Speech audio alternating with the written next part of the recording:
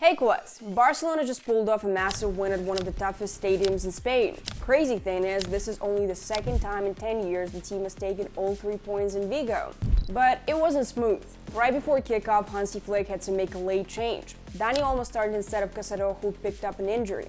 Yup, it is not ideal for defensive stability, but Marc's injury forced the change, and updates on his recovery are expected soon. Many thought it would be the same story again. Barca stick to their style, Celta break the high line, and yeah, the offside trap did fail twice. But in the end, the risk paid off. The first half was wild. Barcelona created 2.7 expected goals compared to Celta's 0.5, took 14 shots to 4, and went into halftime with a 3-2 lead. It could have been 5 or 6 with sharper finishing though. In the second half, Barca looked much more mature, better pressing, fewer mistakes, and calmer possession. Against Brugge, they never stopped chasing goals, but this time they managed the rhythm and played smart. Toward the end, the defense stayed compact and organized, holding its shape and surprisingly solid without the ball. After the break was 7-1 in shots. Celta had 41% possession, but they barely created anything.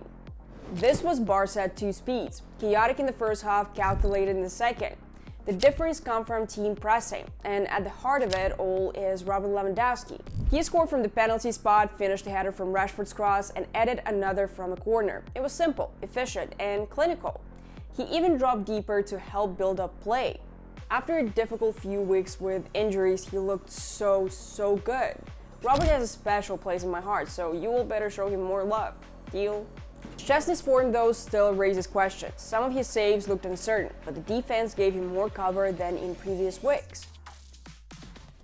Statistically, Barcelona dominated Celta across the board, 3.31 expected goals to 0.58. With stronger goalkeeping, the score might have been 3-0. But you know what? For the first time this season, the team outran the opponent. Their pressing finally clicked, so the 2 goals conceded matter less than the fact that the structure worked. Flick's side played 2 very different halves, but both had structure and intent behind them. In the second half, defense stayed high while the midfield set slightly deeper to choke out Celta's build-up. And let's talk about how they moved the ball. Yamal, Eric, Lamine, and Frenkie formed little diamonds, patiently keeping possession. It looked almost like old-school Guardiola football, with a touch of nostalgia. Only this time, it's Yamal running the show instead of Messi. Lamine was the hidden playmaker.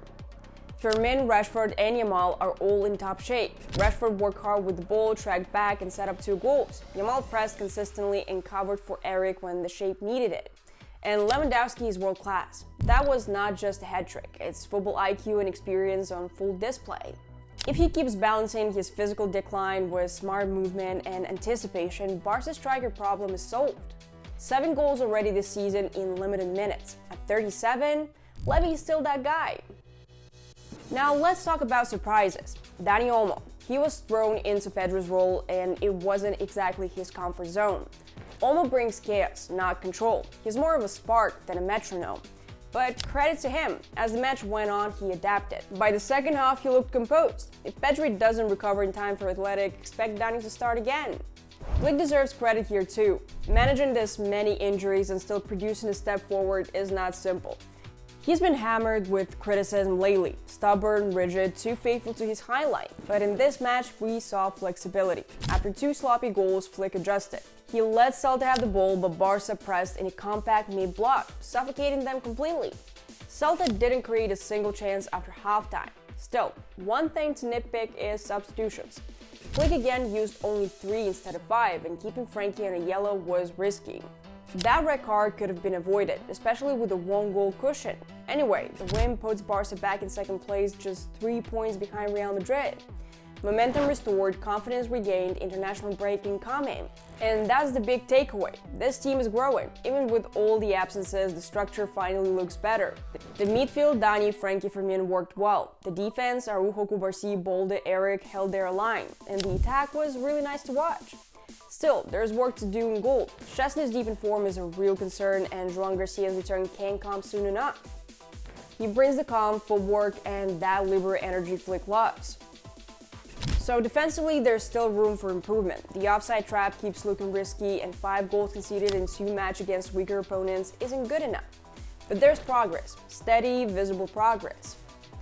Even without Pedri, Barca proved they can control games and create. Strikers score, stars decide, and keepers save. Still needs to work more on that part, but once Joan Garcia is back, Flick's next job is to restore defensive consistency.